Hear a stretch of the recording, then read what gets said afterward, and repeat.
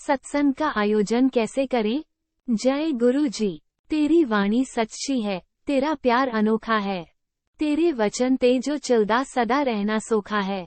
बहुत सुंदर पंक्तियां, लेकिन क्या हम सचमुच उन सभी नियमों और शब्दों का पालन करते हैं जो गुरुजी ने हमें बताए हैं? गुरुजी की संगत होने के नाते ये हमारा सामूहिक कर्तव्य और जिम्मेदारी है कि हम उनके द्वारा बताए गए प्रत्येक नियम का पालन करें। हम सभी गुरुजी के बच्चे हैं और उनके स्कूल में दाखिला लिया है, लेकिन हम सभी को खुद पर नजर रखने की जरूरत है कि क्या हम वास्तव में इसका पालन कर रहे हैं। हम बड़े मंदिर और सत्संग से सुन रहे हैं और सीख रहे हैं। हम सभी को इसे अपने जीवन में लागू करना चाहिए। हमें खुद से पूछना चाहिए कि क्या हम जूता स्टैंड में जूते जमा करते समय कतार में खड़े होते हैं? क्या हम एक पंक्ति में मंदिर में प्रवेश करते हैं? क्या हम किसी को मारते हैं? हम सभी को दर्शन के लिए जाते समय एक पंक्ति में रहना चाहिए। हमें मौन रहना चाहिए ताकि अन्य लोगों का ध्यान न भटके। हमें मंदिर और सत्संग में जाते समय वंशानुगत कपड़े पहनने चाहिए। जब हम अपने यहाँ सत्संग का आयोजन करते हैं, संगठित रहें और अनुशासन बनाए रखें, अन्यथा गुरुजी सत्संग और कीर्तन या चौकी में कोई अंतर नहीं रहेगा। इन नियमों का धार्मिकतापूर्वक पालन करें। 1. यदि आप मेहमानों को आमंत्रित कर रहे हैं, तो कृपया उन्हें दृढ़ता से सूचित करें कि उनके मोबाइल फोन बंद या साइलेंट मोड पर होने चाहिए। उन्हें नेक चुप्पी बनाए रखनी चाहिए। 2. उन्हें खत्म करना चाहिए जल प्रसाद, चाय प्रसाद और लंगर प्रसाद। आयोजक इस बात का ध्यान रखें कि प्रसाद सीमा में हो जिसे संगत आसानी से खा सके।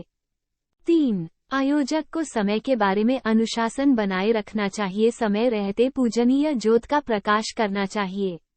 यदि 7 बजे हैं, 7 बजे का समय होना चाहिए। यदि सहयोग से परिवार के सदस्य उपस्थित नहीं हैं, तो कोई बात नहीं।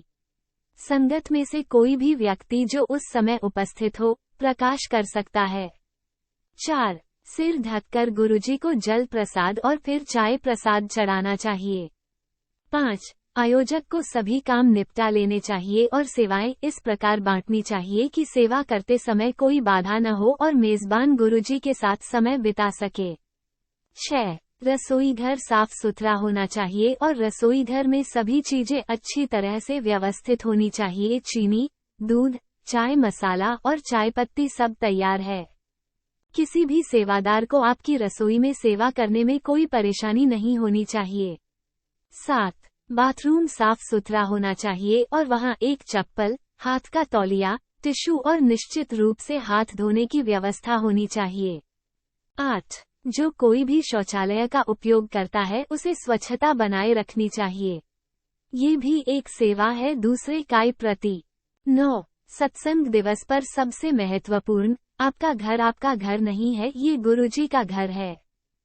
10. सेवा बहुत शांत तरीके से संगत या परिवार के सदस्यों द्वारा की जानी चाहिए, नौकरों द्वारा नहीं। 11. यदि संगत द्वारा लंगर प्रसाद सेवा की जाती है, आयोजक को रसोई में हर चीज को अच्छे से रखने के लिए उचित जगह बनानी चाहिए, अन्यथा ऐसा करने की जिम्मेदारी संगत को दें। 12. सत्संग के दौरान बजने वाली सीडी या फोल्डर के साथ खिलवाड़ न करें या जो आप सुनना चाहते हैं उसे प्राथमिकता न दें।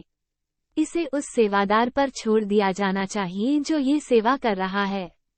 सेवादार हमेशा उन शब्दों को बजाता है जो गुरुजी द्वारा उसे बताए गए हैं। अंत में भजन बजाने का प्रयास करें। सिर्फ गुरबानी बजानी चाहिए। व्याख्या के साथ कम से कम एक गुरबानी अवश्य बजानी चाहिए। 13. ये संगत के लिए है, कृपया सत्संग के दौरान समय पर पहुंचने का प्रयास करें, न कि समापन समय से केवल 15 मिनट पहले। ये बहुत गलत है। सत्संग में 15 मिनट पहले पहुंचने का प्रयास करें और अपनी कारों को ठीक से पार्क करें। बार बार अनाउंसमेंट करे से सत्संग में खलल पड़ती है। 14. केवल सत्संग के बाद ही मेजबान को शुभकामनाएं या नमस्कार करें। जाकर अभिवादन करने से मेजबान के पास बैठी संगत और मेजबान को भी परेशानी हो सकती है। हम गुरुजी को बाहर क्यों खोज रहे हैं? गुरुजी हमारे हृदय में हैं। हम गुरुजी के सामने बैठना क्यों चाहते हैं और बहस क्यों करते हैं? हमें एक संबंध बनाने की जरूरत है और वो सीधा संबंध गुरुजी से ही होना चाहिए। कभी कभी हम दूसरों को देखते हैं कि वे क्या कर रहे हैं, क्या पहन रहे हैं। हम खुद को साफ करने के लिए मंदिर जा रहे हैं। बड़े मंदिर सकारात्मकता से भरे हैं, लेकिन हम अपने नकारात्मक विचारों के साथ वहां जाते हैं। हमें अपने मोबाइल फोन को स्विच ऑफ या साइलेंट मोड में रखना चाहिए, ताकि कम से कम कुछ समय के लिए हम बाहरी दुनिया से अलग हो सकें और जो हमारे लिए सबसे अच्छा है उसे प्राप्त कर सकें। हम वहां मेलगोल के लिए नहीं जा रहे हैं। हम सभी को सुनने, सीखने और अपने जीवन में लागू करने की आवश्यकता है। हम सभी गुरुजी के बच्चे हैं, इसलिए हमें खुद को दूसरों के लिए एक उदाहरण के रूप में स्थापित करना चाहिए। हमें किसी को चोट नहीं पहुंचानी चाहिए और एक दूसरे से प्यार करना चाहिए। आइए प्यार, शांति, खुशी फैलाएं और अपने गुरुजी को हम पर गर्व महसूस कराएं। मुझे आशा है कि कोई भी इसे व्यक्तिगत रूप से नहीं लेगा और पूर्ण विश्वास और समर्पण के साथ उनके मार्ग का अनुसरण करेगा। जय गुरुजी। बहुत बहुत धन्यवाद गुरुजी। आपसे बहुत प्यार गुरुजी।